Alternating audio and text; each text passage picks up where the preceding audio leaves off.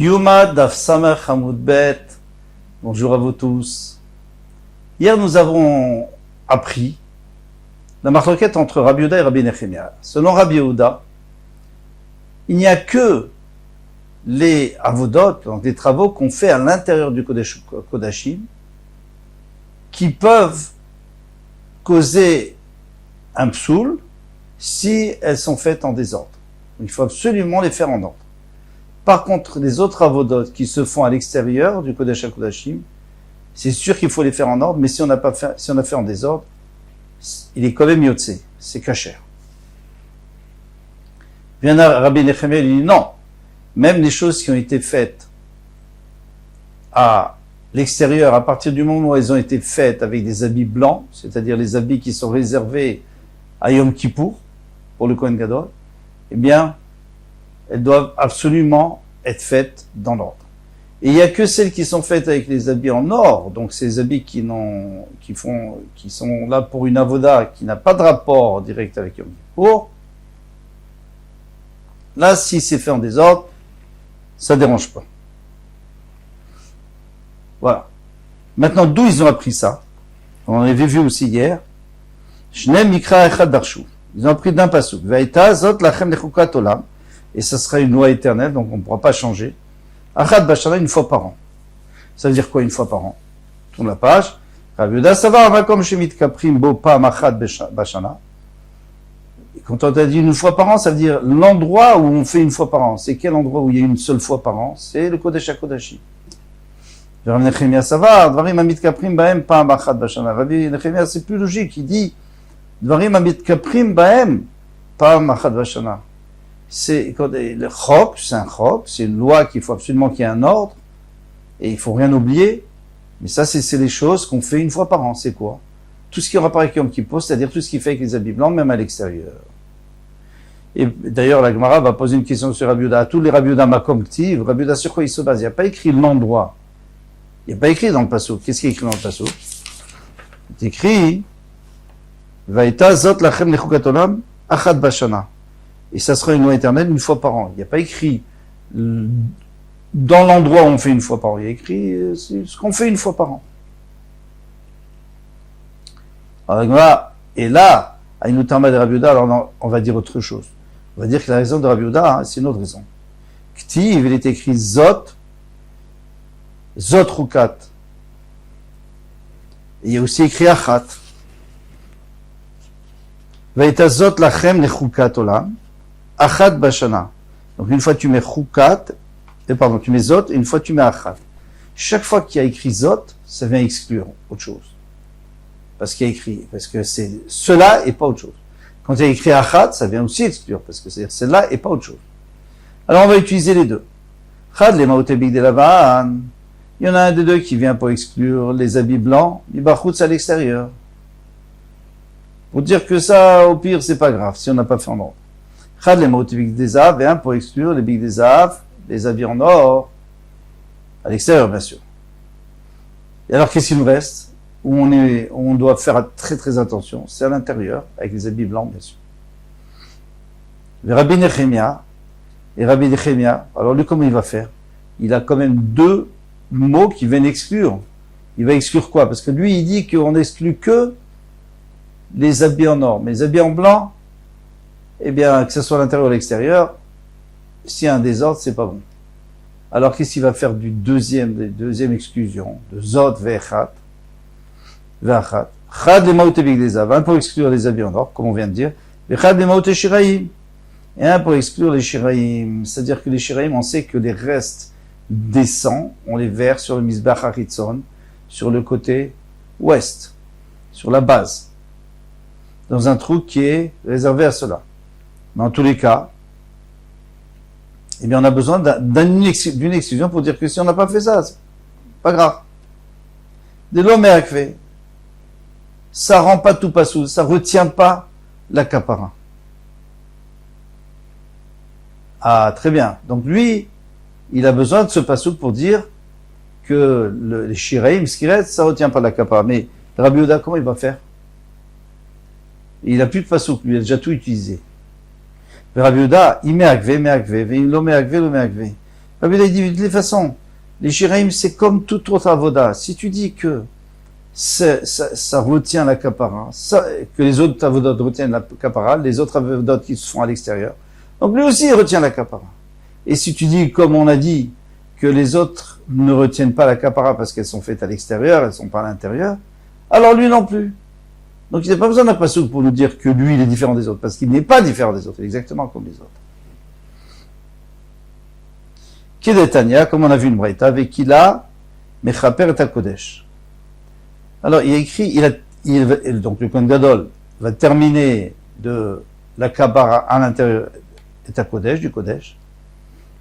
Im Kiper, Kila. S'il a été Mechaper, il a terminé. Alors, qu'est-ce que ça veut dire? Ça veut dire, je termine, Veimloch Hiper lo Kila, d'ivrei Rabbi Akiva. Alors, quelle est la logique de Rabbi Akiva? Rabbi Akiva nous dit, il écrit, Vekila, il a terminé Mechaper de pardonner. Alors, puisqu'il a terminé de pardonner, ça veut nous apprendre quoi? Que celui qui a fini de pardonner, il a le pardon. Mais celui qui n'a pas fini, non.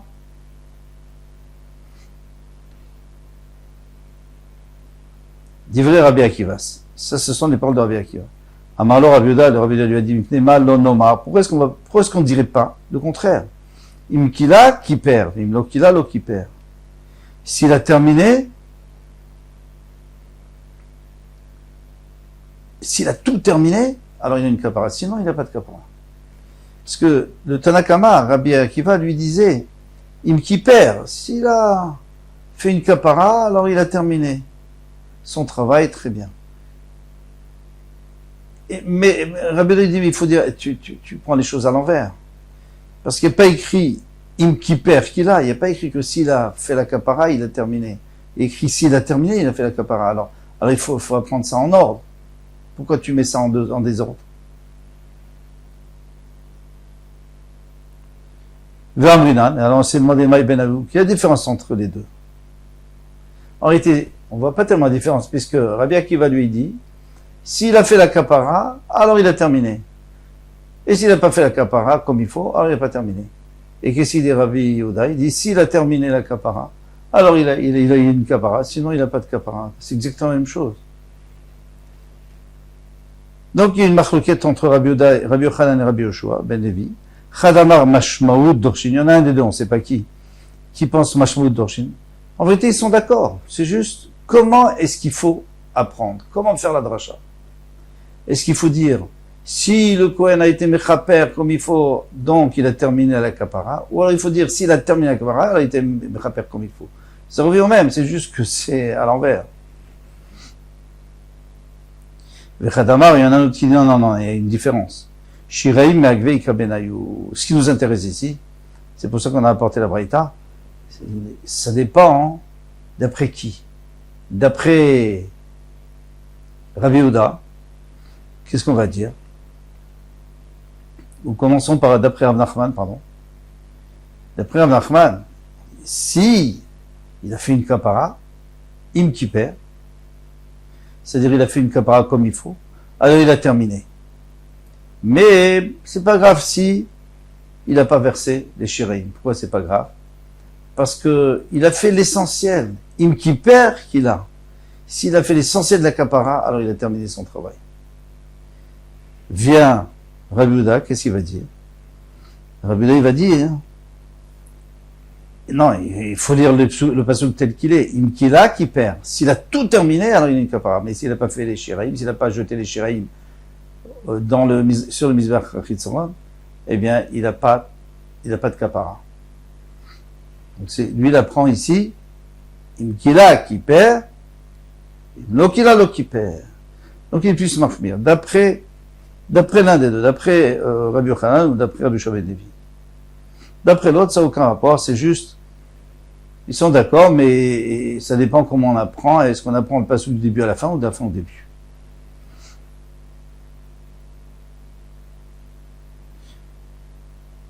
En réalité, ça pose pas un problème d'apprendre de la fin au début du passouk, parce que un passouk, il faut bien qu'il y ait un début et une fin.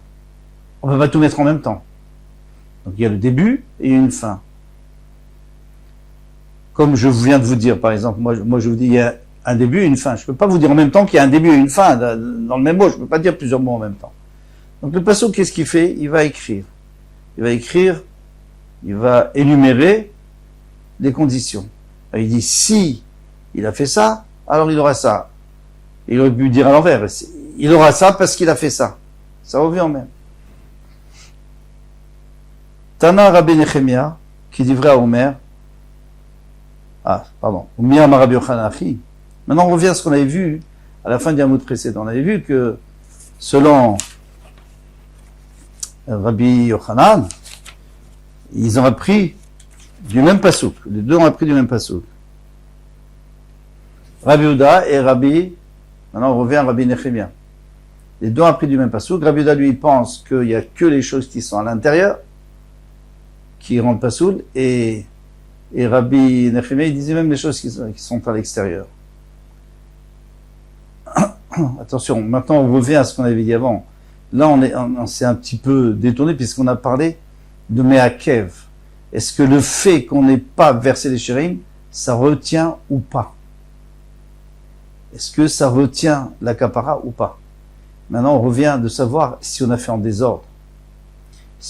Que Rabbi Yehuda, c'est sûr que lui dit que ça retient la kapara parce qu'il nous l'a dit déjà depuis le début, que c'est très important les shirim. Maintenant, admettons qu'on a tout fait, mais on a fait en désordre. Alors là, Rabbi Yehuda, il va être plus calme, parce qu'il va dire, mais c'est pas grave, à partir du moment où vous avez fait, même si c'était en désordre, puisque c'était en dehors, il n'y a pas de problème.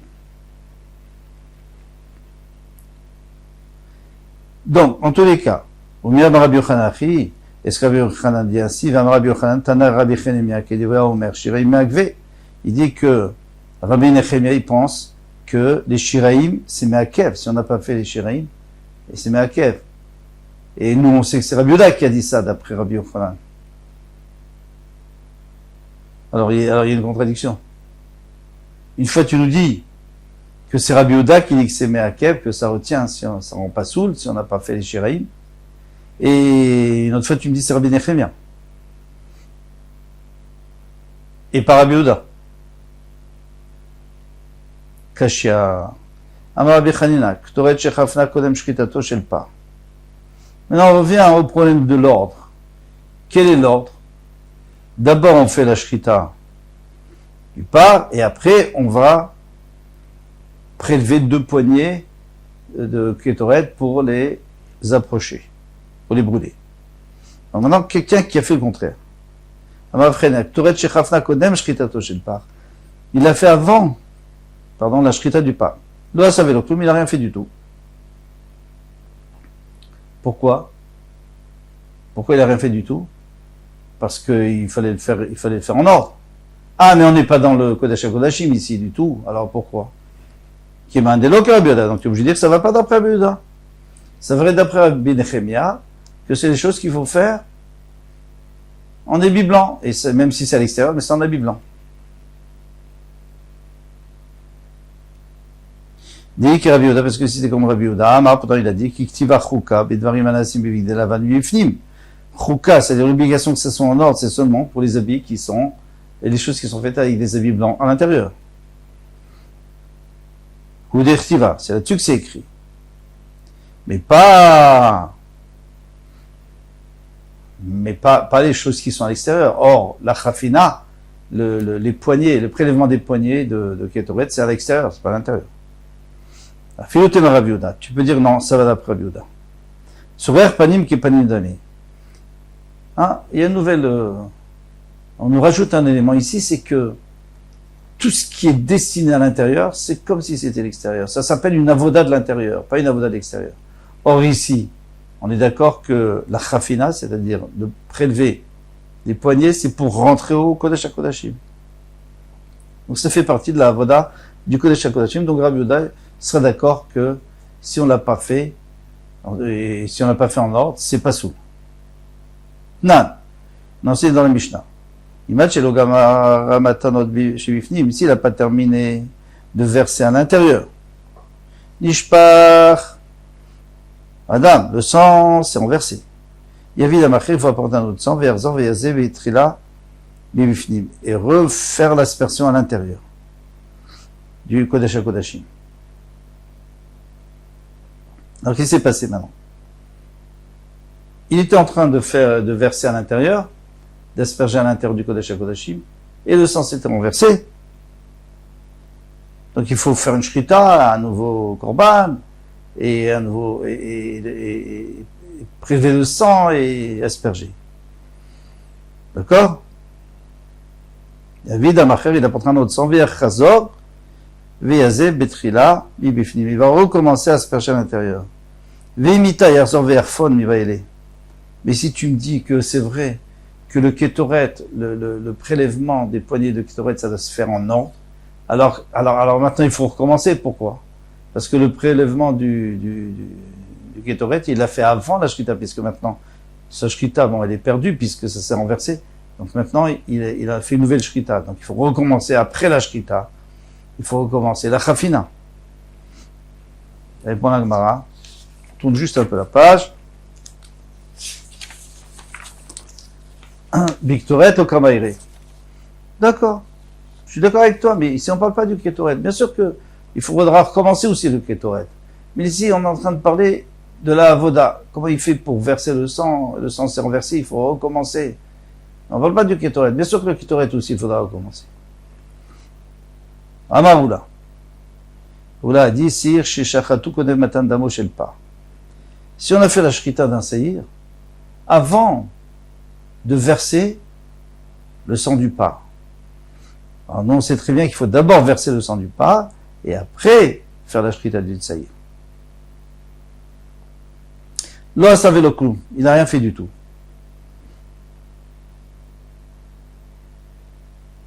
Ah, mais vous allez me dire, selon Rabuda, c'est pas grave. Pourquoi? Parce que ça, c'est une chose qu'on fait à l'extérieur. Le saïr, on le fait à l'extérieur. La shrita, on le fait à l'extérieur, pas à l'intérieur. Ben non. On vient de donner une règle que les travaux qui sont faits pour le pnim, c'est comme si c'était à l'intérieur. Et ici, la shrita du saïr, c'est pour pouvoir asperger à l'intérieur. Donc c'est comme si c'est une avoda de l'intérieur. Et ça ne tolère pas de désordre. On a bientôt terminé. Nan, on a enseigné dans la Mishnah. Igdim dalma seir les damapa. S'il a d'abord aspergé le sang du bouc et après le sang du bœuf. Yarzor veyazé midama seir achar dalamapa. Il faut recommencer. Donc d'abord il a fait le damasaïr. Après il a fait le damapar. Le damapar c'est bon. Mais il faut recommencer le damasaïr, puisque ça doit être toujours après le damapar. Veimita yarzor veishrot mibayele. Mais si c'est vrai ce que tu dis, il faudrait faire la shrita.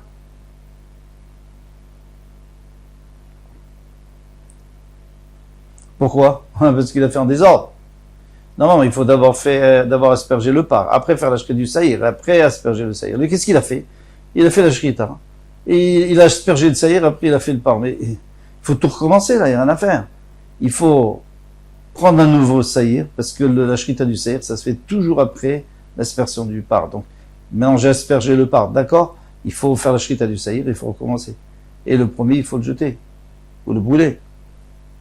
Targema ola bematanot shebe'echad. Pardon, Tirgema ola a interprété ce cas-là, les matanot chez Be'echad. On parlait des deuxièmes matanot, pas les aspersions qu'on faisait à l'intérieur du Kodesh HaKodashim, parce que les aspersions du par qu'on faisait à l'intérieur du Kodesh HaKodashim, c'est avant que le séir existe, avant que le séir qu'on ait fait la shrita du séir. Donc il n'y a même pas pour l'instant du sang du séir, on ne peut pas se tromper. Mais ici, de quoi on parle, c'est dans le deuxième groupe d'aspersions. C'est quoi? C'est à l'intérieur du Echal et pas dans le Kodesh HaKodashim.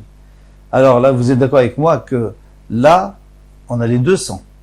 Parce que, après avoir aspergé dans le Kodesh HaKodashim le dam du par, on a fait la shrita du seir, on a aspergé le dam du seir dans le Kodesh HaKodashim, et après on fait sortir les deux sangs, et on fait la avoda à l'extérieur, dans le Echal.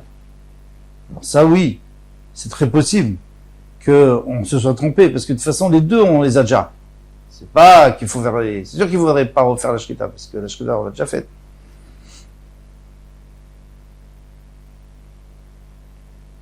Vechen amar Rav Efes, et ainsi Rav Efes a dit, Vematanot shebechal, ici il s'agit des matanot qui sont à l'intérieur du Echal. C'est-à-dire les aspersions qui sont à l'intérieur du Echal, et alors, on n'a pas de problème, parce que ça veut dire qu'on a déjà le dam à part et le dam à saïr, et si maintenant on s'est trompé, c'est pas grave. Donc on refait en ordre.